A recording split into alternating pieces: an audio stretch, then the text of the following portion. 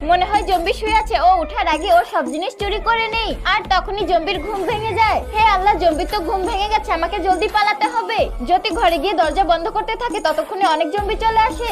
জ্যোতি অনেক ভয় পাচ্ছিল, ও ওই দরজা ছেড়ে অন্য ঘরে গিয়ে দরজা বন্ধ করতে থাকে। সব জম্বিরা মিলে দরজা খোলার অনেক চেষ্টা করে। হে আল্লাহ, এত জম্বি আমার ঘরে কোথা থেকে আসলো, এখন তো আমার বাঁচাই মুশকিল। তখনই জ্যোতি জানালা দিয়ে পালানোর চেষ্টা করে আর জম্বিরাও দরজা ধাক্কাতে থাকে।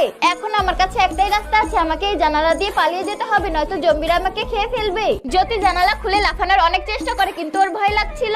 আর তখনই জ্যোতিকে ভালোবাসাওয়ালা জম্বি ওখানে চলে আসে। সরে যাও তোমরা এখান থেকে। আরে এই আওয়াজ তো আমার রাহুলের। জম্বি দরজা খুলে জ্যোতির কাছে যায় আর জ্যোতিকে কোলে উঠিয়ে বাইরে নিয়ে আসে। সব জম্বি জ্যোতিকে খাওয়ার জন্য আগে বাড়ায়। সরে যাও তোমরা, আমি এই মেয়েকে ভালোবাসি। হে আল্লাহ, সব জম্বি মিলে আমাকে খেয়ে না ফেলে। রাহুল জ্যোতিকে নিয়ে বাইরে যায়, সব জম্বি ওদের পিছু পিছুই যায়। আরে জম্বিজি, আপনি আমাকে কোথায় নিয়ে যাচ্ছেন? জম্বি জ্যোতির দিকে তাকিয়েছিল। জ্যোতি চুপি চুপি